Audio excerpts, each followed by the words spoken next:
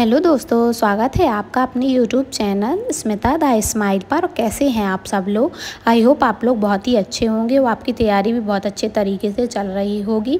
मैं भी आप लोगों की दुआओं से बहुत अच्छी हूँ। जैसे आप अपने लिए तैयारी करते हैं वैसे मैं भी आपके लिए तैयारी करती हूँ। तो मैं एक और सेट तैयार करके लेकर आ गई हूँ आप लोगों के लिए मेहनत करके। तो जो मॉडल सेट मैं लेकर आई हूँ उसमें जो टॉपिक दिए गए हैं हिंदी के, और उनको आपको क्वेश्चंस को बनाना है और देखना है कि आपको किस टॉपिक से क्वेश्चन आपके सही हो रहे हैं, यानी उस टॉपिक की आपकी बहुत अच्छी तैयारी हो गई है। और जिस टॉपिक से आपके क्वेश्चन गलत हो रहे हैं यानी रॉन्ग हो रहे हैं, उस टॉपिक को आपको फिर से रिवीजन करना है। बार बार 2-3 बार रिवीजन करना है, बहुत अच्छे तरीके से उसको समझना है, ताकि नेक्स्ट डे जब मैं नेक्स्ट टॉपिक लेकर नेक्स्ट सेशन लेकर आऊँ तो उसमें उस टॉपिक से रिलेटेड एक भी क्वेश्चन आपके गलत नहीं होने चाहिए। तभी माना जाएगा कि उस टॉपिक से आपने अच्छे से तैयारी करी है। तो इसी तरीके की आपकी तैयारी होगी अगर, तो आपका सिलेक्शन होने से कोई नहीं रोक सकता अगर ये मेथड आपने अपना लिया। तो चलिए आज के क्वेश्चंस को देखते हैं और बताना कितने क्वेश्चन गलत हुए हैं। आज का नया सेशन कुछ नए क्वेश्चंस के साथ मैं लेकर आ गई हूँ आप लोगों के लिए। आई होप आप लोगों को पसंद आएगा और आप लोगों को अच्छा लगेगा। तो कमेंट करके ज़रूर बताइएगा। आपकी तैयारी बहुत अच्छी चल रही है और आपने बहुत ही डीपली पढ़ भी लिया है और प्रैक्टिस भी कर ली है। बस मैं प्रैक्टिस सेट मॉडल पेपर लेकर आई हूँ, जैसे एग्ज़ाम में आना है उसी पैटर्न का मॉडल पेपर कर लीजिए। और डिफरेंट वैरायटी के क्वेश्चन लेकर आई हूँ। सभी टॉपिक से एक क्वेश्चन है जो कि एग्ज़ाम में आने हैं, तो उसी पैटर्न पर मैं लेकर आई हूँ आप लोगों के लिए। आप क्वेश्चन बनाइए और बताइए कि आपको सेशन कैसा लगा। अगर सेशन पसंद आए तो सेशन को लाइक ज़रूर करिएगा। और कितने नंबर आपके आए हैं। हिंदी एक ऐसा सब्जेक्ट है जिसमें कन्फ्यूज़न अगर क्वेश्चन में ना हो तो बहुत ही अच्छा पेपर जाएगा, यानी 17 मार्क आने की भी चांसेस हैं और आते भी हैं। तो आप बताना कि आपके कितने नंबर आए हुए हैं इस वाले सेशन में जो मैं लेकर आई हूँ, और आपको सेशन अच्छा लग रहा है या नहीं, कोई कमी लग रही है तो आप वो भी बताइए, मैं उसे भी पूरा करने की कोशिश करूँगी। चलो सेशन को स्टार्ट करते हैं और क्वेश्चंस को पढ़ते हैं। फर्स्ट क्वेश्चन है, निम्नलिखित में से कौन सा शब्द तत्पुरुष समास का सही उदाहरण है। तत्पुरुष समास का एग्जाम्पल बताना है आपको कि कौन सा है। तो क्या ज्ञानयुक्त है, या फिर option B Radha Krishna, option C निरुहय और ऑप्शन डी नवयुवक। तो कौन सा है तत्पुरुष समास का उदाहरण। देखिए, तत्पुरुष समास एक ऐसा समास है जिसमें विभक्ति कारक विभक्तियों का यूज किया जाता है। जैसे कि हिंदी में 8 कारक होते हैं। जैसे कि मैं बता दूं, हिंदी में 8 कारक होते हैं। कारकों की संख्या 8 होती है, लेकिन जो कर्ता कारक है उसकी जो विभक्ति है न, इसका प्रयोग नहीं करते हैं। और जो संबोधन है उसकी विभक्ति का है हे, अरे, भो, ये चीज़ों का यूज़ नहीं करते हैं। तो 6 कारक ही यूज़ होंगे। तत्पुरुष समास में 6 कारक यूज़ होते हैं। जो तत्पुरुष समास है उसमें 6 कारक यूज़ होते हैं, 8 नहीं होते, यानी कर्ता की जो विभक्ति न है उसका यूज़ नहीं करते हो। संबोधन की जैसे हे, अरे, वो, ये वाली जो विभक्ति हैं उनको नहीं यूज़ करते हैं। बाकी 6 कारक जो रहते हैं वो सभी यूज़ करते हैं। तो इनमें कारक विभक्ति का लोप रहता है, बीच में कारक विभक्ति का यूज़ रहता है। तो बताना है आपको कि जैसे ज्ञान मुक्त है, ज्ञान युक्त है, तो यहाँ पर आ जाएगा ज्ञान से युक्त। यहाँ पर कारक विभक्ति आ जाएगी से, बीच में ज्ञान से युक्त। तो यही इसका राइट आंसर हो जाएगा, ऑप्शन ए। और जो राधा कृष्ण है, राधा कृष्ण ये क्या है कि द्वंद्व समास आएगा इसमें। द्वंद्व समास, राधा और कृष्ण द्वंद्व समास आएगा। निर्भय में नी उपसर्ग लगा हुआ है इसलिए अव्ययी भाव समास आ जाएगा, अव्ययी भाव समास। और नव में भी नव उपसर्ग लगा हुआ है तो उपसर्ग जिसमें लगता है उसमें अव्ययी भाव समास आ जाते हैं। इस तरीके से राइट आंसर ऑप्शन ये हो जाएगा ज्ञानयुक्त तत्पुरुष समास का। चलिए नेक्स्ट क्वेश्चन पे बढ़ते हैं। नेक्स्ट क्वेश्चन है, निम्नलिखित शब्द समूह में से कौन सा विकल्प रूढ़ शब्दों का सही उदाहरण है। रूढ़ शब्दों का सही उदाहरण बताना है। शब्द 3 प्रकार के होते हैं, जैसे कि रूढ़ शब्द, यौगिक और योग रूढ़। ठीक है, 3 वैरायटी के होते हैं। रूढ़ शब्द वे होते हैं जिनको तोड़ा नहीं जा सकता। इनको तोड़ सकते हैं, जैसे कि घर, घर एग्जाम्पल। इसका एग्जाम्पल जैसे कि पाठशाला, पाठशाला इसमें तोड़ सकते हैं, बट इन दोनों को तोड़ पाठ अलग कर सकते हैं, शाला अलग, और दोनों का अलग अलग अर्थ निकलेगा। और इसमें जैसे कि मान लीजिए दशानन, दशानन एग्जाम्पल है, तो इसको भी 10 आनन, 10 आनन, 10 और आनन, आनन, तो 10 यानी 10 गिनती हो जाएगी, आनन यानी मुख। दोनों का अर्थ अलग अलग है, लेकिन कोई तीसरा अर्थात रावण, अर्थात रावण हो जाएगा। तो जब तीसरा अर्थ निकलता है, यानी दोनों शब्द को अलग अलग अर्थ होते हुए भी कोई तीसरा अर्थ निकलता है, तो वहाँ पर योग रूढ़ शब्द हो जाता है। और यौगिक शब्द क्या होता है कि जिसमें दो शब्दों का मेल होता है, जैसे पाठ और शाला, दो शब्दों का मेल अलग अलग अर्थ होते हैं। और रूढ़ शब्द वो होते हैं जिन्हें किसी भी सार्थक अर्थ वाले शब्दों में तोड़ा नहीं जा सकता है। सार्थक अर्थ अगर टूट भी जाए तो सार्थक अर्थ नहीं निकलेगा। तो इस तरीके के शब्द रूढ़ शब्द में आ जाएंगे। तो देखिए यहाँ पे एग्जाम्पल में ऑप्शन में क्या क्या दिए गए हैं। निशाचर, निशाचर यानी रात्रि में विश्राम करने वाला। निशा और चार दो अलग अलग शब्दों में हो जाएगा, जबकि रूढ़ शब्द में ये नहीं आएगा। मुरलीधर भगवान कृष्ण के लिए कह रहे हैं, इसलिए तीसरा अर्थ आ जाएगा। त्रिलोचन भी भगवान शिव जी के लिए, तो तीसरा तो ये नहीं होगा। लंबोदय, लंबा है उदय है, तो ये गणेश जी भगवान के लिए हो गया, तो ये योग रूढ़ में आ जाएगा। और पंकज भी और दशानन तीनों ही योग रूढ़ में आएंगे, तो ये भी इसका आंसर नहीं होगा। और तब, कल, पर ये तीनों ऐसे हैं जो रूढ़ शब्द हैं जिन्हें किसी सार्थक शब्द में तोड़ नहीं सकते हैं। तो ऑप्शन सी इसका राइट आंसर हो जाएगा। पुस्तकालय, डाकघर ये यौगिक शब्द में आएंगे, तो ये दोनों इसका राइट आंसर ऑप्शन सी ही माना जाएगा। जो ऑप्शन सी है वो इसका राइट आंसर हो जाएगा कि रूढ़ शब्द में जो शब्द समूह हैं वो टब, कल और पर, यानी ऑप्शन सी राइट आंसर हो जाएगा। चलिए नेक्स्ट क्वेश्चन पे बढ़ते हैं। नेक्स्ट क्वेश्चन है, निम्न में से शब्द युग्म अर्थ के सही अर्थ भेद का चयन कीजिए। यानी जो शब्द युग में दिया गया है अर्थ और अर्थ, दो अर्थ दिए गए हैं, इनके दोनों के अलग अलग अर्थ बताने हैं कि दोनों का क्या क्या अलग अर्थ हो सकता है।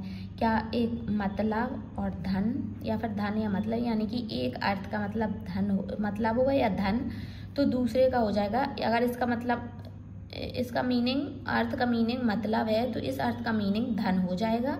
और अगर इस अर्थ का मीनिंग धन है तो इस अर्थ का मीनिंग मतलब हो जाएगा, ऐसा दिया गया है इधर पे। और या फिर इसका अभ्यास और निकट होगा, या फिर अम्ब और माता होगा, या फिर अनभिज्ञ और अनजान होगा। तो जो इसका राइट आंसर है वो होगा ऑप्शन ए, मतलब और धन।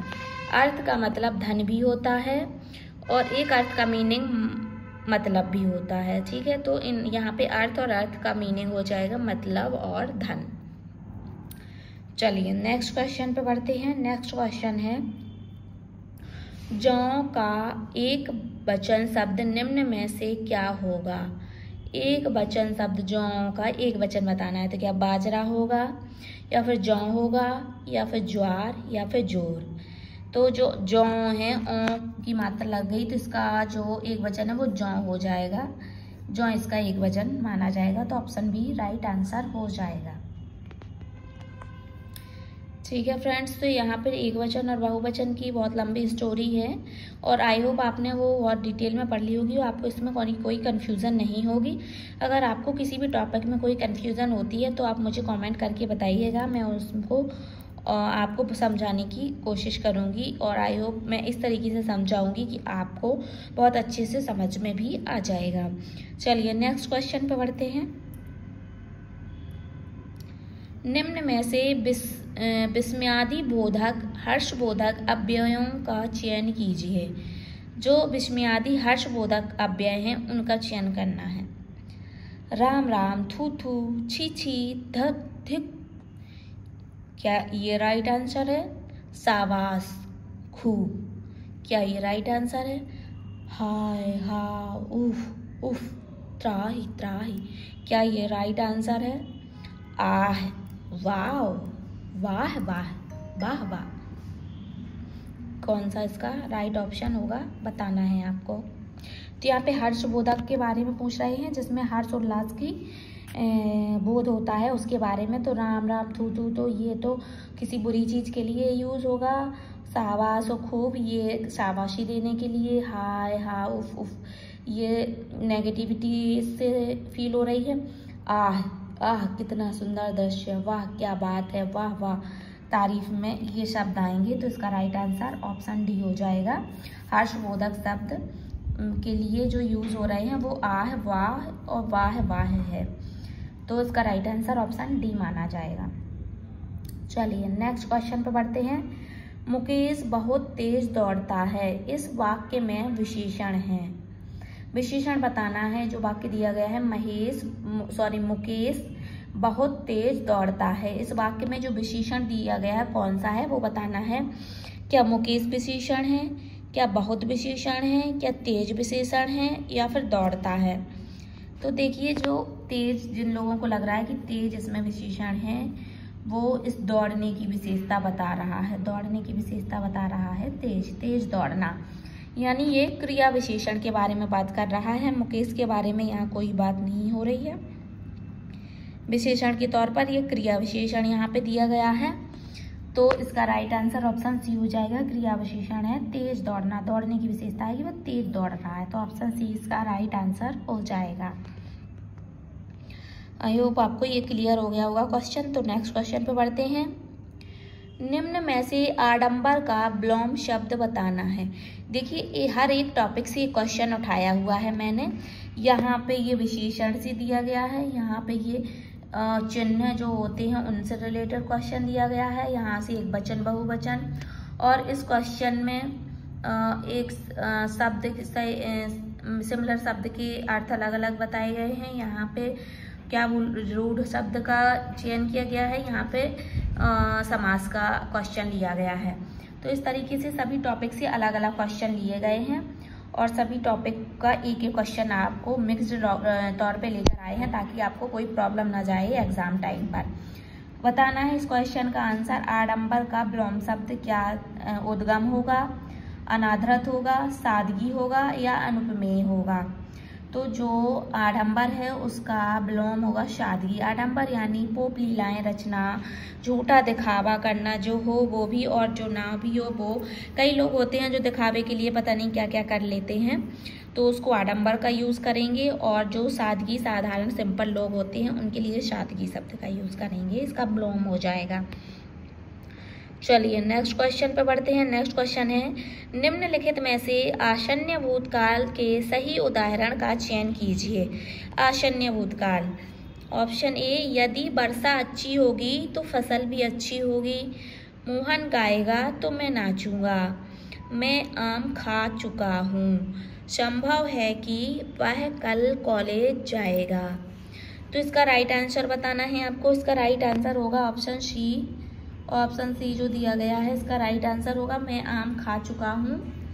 यहाँ पे जो आसन्न भूतकाल है वो आसन्न भूतकाल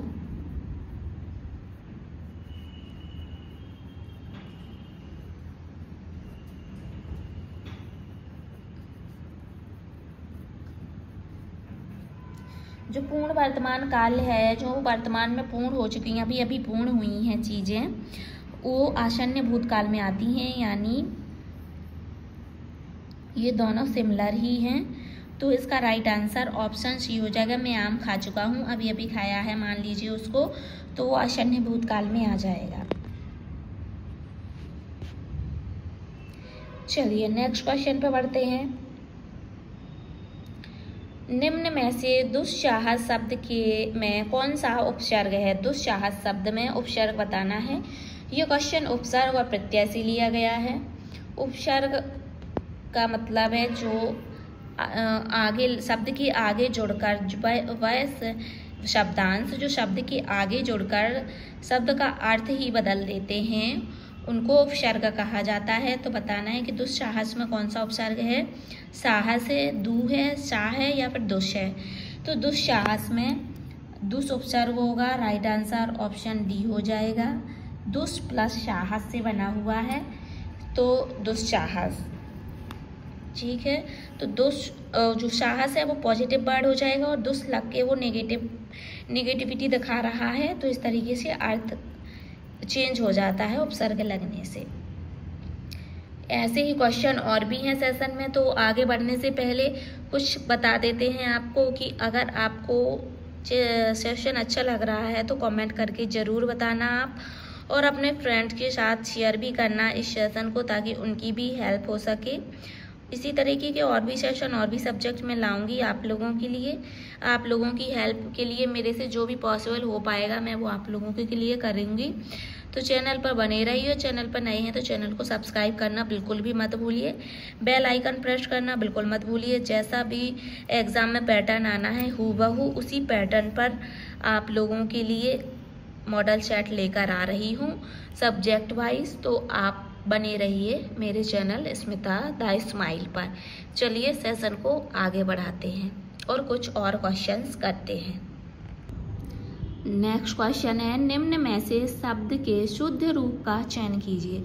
देखिए एक नया टॉपिक ही शुद्ध अशुद्ध वाला, जो शुद्ध शब्द और अशुद्ध शब्द का चयन करना है। कभी कभी क्वेश्चन में शुद्ध शब्द पूछ लेंगे, कभी अशुद्ध शब्द सेलेक्ट करने के लिए पूछ लेंगे, तो वो एक ही टॉपिक से रिलेटेड क्वेश्चन है। तो यहाँ पे मैंने शुद्ध शब्द पूछा है कि जो जिसकी वर्तनी सही है, वर्तनी से रिलेटेड क्वेश्चन है ये। तो बताना है क्या छत्र छाया, छत्र छाया। ऑप्शन चारों ऑप्शन में छत्र छाया ही दिया गया है, बस आपको ये बताना है कि किस तरीके से छत्र छाया को लिखा जाता है। तो इसका राइट आंसर ऑप्शन बी हो जाएगा, छत्र छाया इस तरीके से लिखा जाता है। तो आप इसको पढ़ लीजिएगा ज़रूर से कि कैसे लिखते हैं और माइंड में सेट कर लीजिए। चलिए नेक्स्ट क्वेश्चन पे बढ़ते हैं। देखिए फ्रेंड, ये क्वेश्चन ऐसे हैं कि जो आपसे बनते होंगे, जिनमें कन्फ्यूजन है उसको एक से दो बार रिपीट कर लेंगे, आप रिवीजन कर लेंगे तो आपको कभी नहीं भूलेंगे, आपकी आंखों से गुजर जाएंगे वो क्वेश्चन या फिर वो टॉपिक, तो आपको अच्छे से बन जाएंगे वो। निम्नलिखित में से स्त्रीलिंग शब्द का चयन करना है। यहाँ पे लिंग से रिलेटेड क्वेश्चन आ गया है, लिंग टॉपिक का। तो स्त्रीलिंग बताना है छिपकली, खाग, बिहाग, खटमल। ऑप्शन देखकर ही आप समझ गए होंगे कि स्त्रीलिंग कौन सी चीज़ होगी इसमें। तो जो छिपकली है वो स्त्रीलिंग में आएगी, बाकी खाग, बिहाग, खटमल ये तीनों वर्ड पुल्लिंग में आएंगे। तो यहाँ पर ऑप्शन ये राइट आंसर हो जाएगा, छिपकली। चलिए नेक्स्ट क्वेश्चन पे पढ़ते हैं। निम्न में से त्रुटि रहित वाक्य का चयन करना है। यहाँ पर वाक्य को बताना है। त्रुटि रहित का मतलब होता है शुद्ध वाक्य, त्रुटि रहित का मतलब है शुद्ध वाक्य। शुद्ध वाक्य का चयन करना है। चार ऑप्शन दिए गए हैं, चार में से तीन अशुद्ध होंगे किसी न किसी वजह से और एक शुद्ध होगा। शुद्ध वाक्य का चयन करना है। ऑप्शन ये पढ़ के बताती हूँ मैं आपको। यह पुस्तक विद्वता पूर्वक लिखी गई है। ऑप्शन बी, यह कार्य आपके स्वभाव के अनुरूप है। ऑप्शन सी, आप इस कार्य को सफलतापूर्वक कर सकते हैं। ऑप्शन डी, आपसे मिलकर महानतम प्रसन्नता हुई। तो देखिए यहाँ पे क्या शुद्ध है, मैं ये बताने की कोशिश करती हूँ। पहले बता देती हूँ कि यहाँ पे शुद्ध वाक्य ऑप्शन ए हो जाएगा, यह पुस्तक विद्वता पूर्वक लिखी गई है। और अशुद्धि क्या है इस ऑप्शन में, मैं आपको वो आप क्लियर करके बताती हूँ कि यहाँ पे अशुद्धि क्या है। देखिए अशुद्धि ये है कि ऑप्शन बी जो दिया गया है, यह कार्य आपके स्वभाव के अनुरूप है। तो यहाँ पे स्वभाव वर्ड एक्स्ट्रा यूज़ किया गया है, यह कार्य आपके अनुरूप है। तो ये स्वभाव के अनुरूप एक्स्ट्रा वर्ड है, तो ये रॉन्ग हो जाएगा। ठीक है, आप इस कार्य को सफलतापूर्ण कर सकता है, ये भी अशुद्ध है। सफलतापूर्वक कर सकते हैं, ये आएगा। आपसे मिलकर महानतम प्रसन्नता नहीं, आपसे मिलकर प्रसन्नता हुई ही आएगा। महानतम प्रसन्नता कुछ नहीं होता। आज बहुत ज़ोर से हवा चल रही है फ्रेंड्स और मौसम चेंज सा हो रहा है, तो जो भी प्रॉब्लम जा रही हूँ उससे थोड़ा सा मैं माफ़ी चाहूँगी। तो इसका राइट आंसर ऑप्शन ए हो जाएगा। चलिए नेक्स्ट क्वेश्चन पे बढ़ते हैं। निम्न में से फूल कौन सा संज्ञा है। फूल के बारे में बताना है कौन सा संज्ञा है। व्यक्तिवाचक है, जातिवाचक, भाववाचक या फिर इनमें से कोई नहीं। तो देखिए जो व्यक्तिवाचक और जातिवाचक संज्ञाएं हैं उनको देख सकते हैं। इन दोनों संज्ञाओं को, व्यक्तिवाचक और जातिवाचक संज्ञाओं को देख सकते हैं।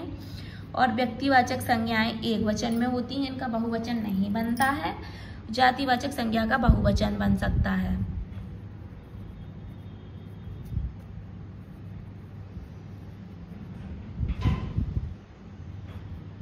नहीं, ठीक है, इनका बहुवचन नहीं बन सकता है। व्यक्तिवाचक का जातिवाचक का बहुवचन बन सकता है। और भाववाचक संज्ञाएं जो महसूस की जा सकती हैं, तो यहाँ पे फूल को बहुवचन में कन्वर्ट कर सकते हैं, फूल, तो यहाँ पे ये फूल जातिवाचक संज्ञा में आएगा। तो इसका राइट आंसर ऑप्शन बी हो जाएगा, जातिवाचक संज्ञा। ठीक है फ्रेंड्स, तो इसका राइट आंसर ऑप्शन बी हो जाएगा, जातिवाचक संज्ञा।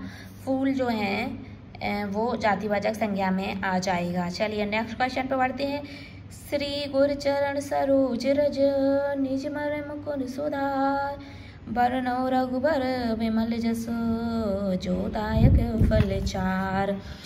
ये दिया गया है, इसको बताना है। जो ये दिया गया है दोहा, चौपाई, सोठा क्या है ये बताना है। जो मैंने पढ़ के सुनाया, दोहा है, सोठा है, रौला है या फिर बरवय छंद है। तो आपको बताना है इसमें क्या ऑप्शन सही हो जाएगा, इसका कौन सा ऑप्शन राइट आंसर होगा। तो देखिए मैं आपको मात्राओं से बता देती हूँ कि ये जो मात्राएं दोहा हैं, दोहा में 13-11 मात्राएं होती हैं। चौथे चरण में पहले और तीसरे चरण में 13 और दूसरे चौथे चरण में 11 मात्राएं। और दोहा का उल्टा सोठा होता है, 11 और 13 मात्राएं होती हैं। रौला में 24 मात्राएं हो जाती हैं और बरवय में 12 और 7 मात्राएं यानी 19 मात्राएं टोटल होती हैं बरवय में। तो इस तरीके से आपको बताना है। तो यहाँ पे मात्राओं को काउंट कर लेते हैं, फिर बताते हैं कि कौन सा यहाँ पे छंद होगा। छंद से ये क्वेश्चन है। तो श्री की 2 मात्राएं हो जाएंगी, गुरु की 1-1, चरण की 1-1-1, सरोज की 1-2-1, रज की 1-1। तो कितनी हो गई टोटल? 2, 3, 4, 5, 6, 7, 8, 9, 10, 11, 12, 13। और यहाँ पर 1-1-1-1-1-1-1-1-2-1 कितनी हो गई? 1, 2, 3, 4, 5, 6, 7, 8, 9, 10, 11। 13 और 11 पर यति दी गई है, यानी कि दोहा इसका राइट आंसर हो जाएगा। जो दोहा छंद है वो इसका राइट आंसर हो जाएगा। इसमें दोहा है, इसकी मात्राएं जो दोहा की मात्राओं से मैच खाती हैं। तो इसका राइट आंसर ऑप्शन ए हो जाएगा। चलिए नेक्स्ट क्वेश्चन पे बढ़ते हैं। सोहत ओढ़े पीत पट श्याम सलोने गात मनौ नीलमणि शैल पर आपत परियो प्रभात। तो इसमें बताना है, ये अलंकार से क्वेश्चन है। इस टॉपिक अलंकार टॉपिक से ये क्वेश्चन है। कौन सा अलंकार है? उत्प्रेक्ष अलंकार, रूपक अलंकार, श्लेष अलंकार, यमक अलंकार। यहाँ पर गात का मतलब होता है शरीर से। शरीर से यहाँ पर कृष्ण भगवान जी के बारे में वर्णन किया गया है कि श्याम सलोने मतलब सांवले शरीर वाले जो श्याम हैं, उनके शरीर पर पीली पीत यानी पीला पट यानी पीले वस्त्र इस तरीके से ऐसे ओढ़ रखे हैं। उन्होंने जो पीले वस्त्र ओढ़ रखे हैं, यानी कृष्ण भगवान जी ने जो सांवले शरीर वाले हैं, उन्होंने पीले वस्त्र ऐसे अपने शरीर पर ओढ़ रखे हैं। वो इस तरीके से सोह रहे हैं, सुसज्जित हो रहे हैं, मानो नीलमणि पर्वत पर किरणें, सुबह की किरणें पड़ रही हों, यानी वो चमकीली जो किरणें हैं वो पड़ रही हों नीलमणि पर्वत पर। इस तरीके से शोभायमान उनका पीले वस्त्र वाला शरीर लग रहा है। तो यहाँ पे जो अलंकार है वो कौन सा अलंकार होगा ये बताना है। तो जो यमक अलंकार है उसका क्या होता है? यमक अलंकार में श्लेष का अर्थ चिपका हुआ होता है, जिसमें शब्द एक होता है और अर्थ अनेक निकलते हैं। अर्थ अनेक निकलते हैं, इस तरीके से हो जाता है। रूपक में उपमेय और उपमान का यूज होता है। यमक में एक शब्द कई बार यूज होता है। यहाँ पर उत्प्रेक्षा में मनहु मानो,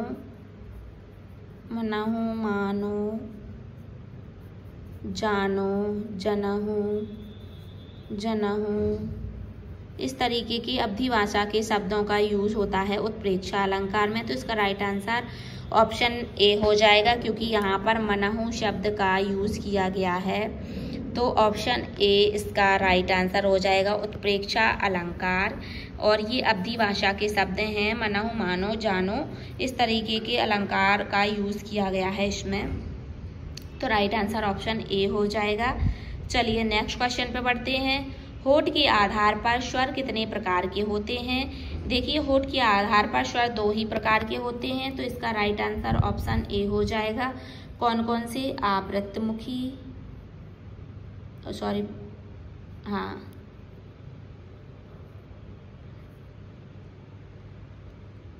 आवृत्तमुखी,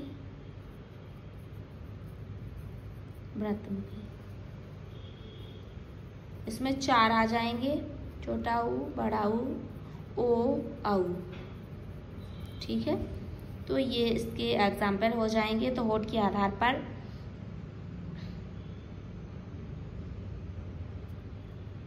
दो प्रकार के स्वर होते हैं।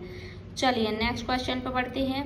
निम्नलिखित 4 विकल्पों में से उस विकल्प का चयन करें जो बताता है कि बिहारी मुख्यतः किस रस के कवि थे।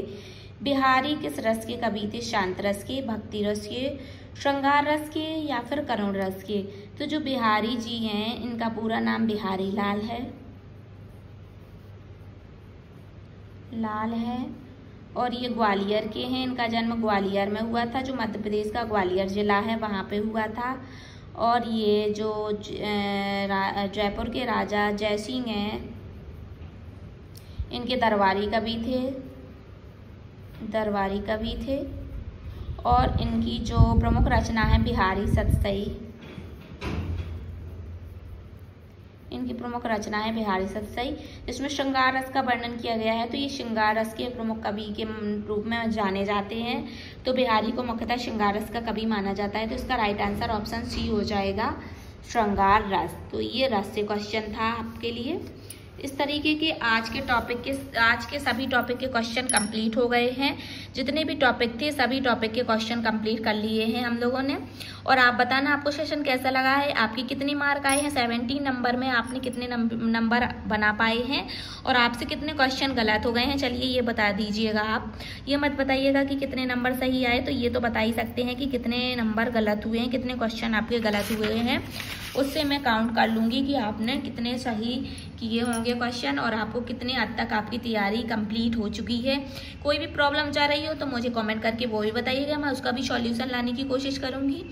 मिलते हैं नेक्स्ट वीडियो में। चैनल पर नए हैं तो चैनल को सब्सक्राइब कर लीजिए, बेल आइकन प्रेस करना बिल्कुल भी मत भूलिए, ताकि नोटिफिकेशन आए और आप वीडियो को स्किप ना करते हुए फटाफट देख पाएँ और उसको सेव भी कर लें, ताकि रिवीजन भी कर पाएँ।